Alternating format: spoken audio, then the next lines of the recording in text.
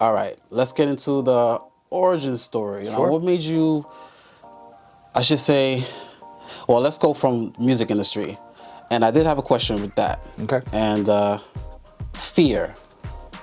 So people say fear, a lot of things can pop up in your chest, on your head. Mm-hmm. When it comes to fear, what percentage of fear did you have when you said, I'm gonna leave my quote unquote 9-to-5 job to break into the music industry or go further in the music industry? How much fear did you have? Would you say like a lot of fear, a little bit of fear, or you had no fear at all? I'd say there was a little fear, not necessarily with the fact that I couldn't be successful, but it was just where do I start? You know, I used to manage an artist named Psycho Cyrus, had him on all these big mixtapes, all the major publications, all the major websites, you know, and I had amazing producers that I managed at the time by the name of Drawzilla. And, you know, you go into this thing thinking that you can be successful just because you have talent. And at the time, you know, I was kind of naive in, you know, what I really wanted to get accomplished out of, you know, what I was doing. So it took a lot of like trial and error. Yeah. And I also took a cosign from my mom. You know, I had to approach my mom and say, listen, I'm thinking about leaving my job. What do you think? You know, and she said, well, what do you think? Like, it's really up to you. Like, how are you going to go about getting to the next level? And at that point, I really couldn't answer it, but I knew that I've made this other company so much money and I got so many skill sets, you know, from being a master trainer to a master recruiter to opening over 40 stores for the company. So I knew I had like the basics, the communication, the planning, the prepping, the organization, the, you know, communicating with my people, motivational, you know, speaking, etc. So, you know, I don't even know if it's really fear, but it's kind of like you don't know what's out there. You don't know until you actually go through it, Right. And really gain that experience, because the experience is really what it comes down to. If you don't have the experience, it's very hard to talk on. So you said a little bit of fear. I got you. A little bit of fear. Right, because I think it's natural. Absolutely. For someone to say I had no fear, I mean, either you're a psychopath or Right. you Well, just- the fear really comes from not knowing where Yeah. the next step, you know, is, or when you're going to get paid next. Because this is an entrepreneurial opportunity. Like, you have to be a savage at it. You can't be, you know, you got to chase checks every day. You're not getting paid every Friday. You know, there's going to be times where you're not going to get paid at all. Like, you have to know how to bob and weave and navigate and, you know, find your trajectory in order to be successful. And I think the most important part of that is just being consistently, you know, working and being, you know, a student of the game and learning as much as you can on your journey. So that way, you know, less and less you have to, you know, rely on other people, and you can be a one-man band, but you could also be able to teach other people how to be great at something so they can help build a foundation of, you know, whatever dreams they may have. They might latch onto what you do because you might be able to help them get to their dreams faster. That's why I've always been great with having interns and assistants and business partners, because they see the vision, they see where I want to go, and I'm not afraid to go get it. Now, I see the common theme with you is something that you said a while ago. You said, I think, correct me if I'm wrong, relationships are currency? Absolutely. I say that in every conversation, every panel, every meeting. Every time you build a relationship with somebody, it has a value. We don't know that value right at that moment, but sometimes that value may pay off quick, might pay off 5 years from now, might pay off 20 years from now. It just really depends on the relationship. And not every relationship is meant to, you know, lead to something aside from maybe just, you know, somebody to rely on or listen to or bounce ideas off of. It doesn't have to be something that, you know, leads to money or some sort of compensation. But one thing I do every week is I do like a 20-person personal audit, I call it. And I'll text or follow up with like 20 different people randomly, like, hey, what's going on? How you doing? What are you working on? Anything I can help you out with? You know, and sometimes just the timing and just being genuine and reaching out to people and seeing what you can do as a servant sometimes to help people out. Your value of your personal currency goes up. Your relationship value goes up when you do things like that, because they know that you're being genuine. Like when people come out to my events and they speak, all these industry speakers, they do it because they appreciate what I do.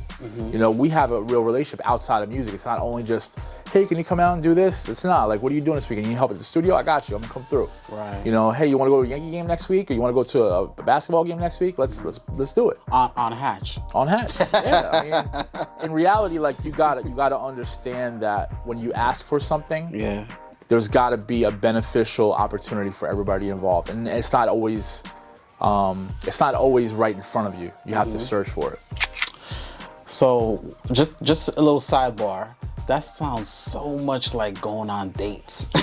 You know what, man? It kind of is, but at the end of the day, it's one of those things where you don't have any expectation. Right. You know, sometimes dates have an expectation. Am I gonna go home with this person? Is this gonna last? Is this gonna be a real relationship? Is this gonna be something just one night? Like, when you go into a meeting or you meet people in general, like, one of the things that I like to do is I like to have some knowledge of who the person is, right? And I think it's hard to do when you're on a date, aside from maybe seeing somebody's Tinder profile or whatever. But you know, you do a little research on the people, you find a common thread, you find inspiration, you find talking points, and you talk to people in ways that, you know, they feel they want to be talked to, you know, and respected. And that's why a lot of people that do like try to get into this game, we're so like on our phones all the time now. We're so much working out of our own homes all the time now. We've lost the value of conversation and touch and shaking hands and body language and looking at somebody in the eye when you speak to them and energy. So, you know, a lot of people don't know about, like, you know, these elevator pitches. Like, hey, what's up? My name is Jay Hatch. I run a company called, you know, Creative Space. We do song camps in a couple different cities. Would love to get you involved. What's the best way to contact you? You know, and asking those open-ended questions so they can't say no, you know, or yes, they can just answer it. But there's also got to be a benefit. You know what I mean? So, like, how can we help each other, you know, grow and elevate from where we are now? And I think you have to bring some sort of value to the table. A lot of times what happens is a lot of these newer artists or newer promoters, they'll approach me and they'll say, hey, let's work. But I've already been in the game for 30 years, so my 50% is going to be a lot more than your 50%, right? So what can you do to bring some more value to the table that'll make me want to say, hey, you know what, that's really a great idea? And that's what happened with the R&B playlist. You know, Ratisha approached me about doing something for R&B artists, and I was like, hey, you know, I've been thinking about it for a while, but I need a partner, and I don't want to do it by myself. So we got O2, who I co-managed Elijah Day with, and we decided to sit down, came with this amazing idea, R&B playlist, and so far that's been successful. But she had an idea. She had value to bring to the table. She brought her heart, her idea in her hands, and her ability to do things. And I think that's super important when you look at people to work with. Now, R&B playlist has definitely been on and popping. And I guess I would say, how much do you value the support team? Because you're mogul status, but at the end of the day, mogul status can't do it all by himself. 100%.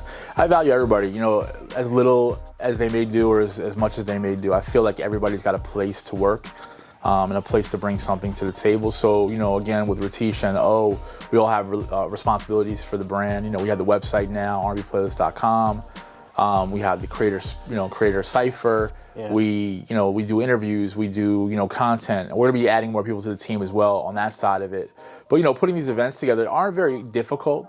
It's just more about, you know, identifying amazing talent and putting them in front of other people and making sure they know how to present themselves properly. And I've been, you know, as well as O and Ratisha, we've all been blessed to meet so many amazing creatives in this R&B space. And I think that brings a lot to the table. And I said it at the last event. I'm not sure if you heard when I said it, but I was saying how, like, there's no way that something can't happen on a larger scale for these creatives. They're all amazing. They're all handpicked. They're all vetted. They all come to the table ready to press play and, you know, put their quality sonics in front of, you know, on Front Street in front of people they don't know. That takes a lot, you know. And I feel like we've done a really great job of identifying the tastemakers, the creatives, the media in this space. And we're looking to grow it to a large scale over the next couple of years.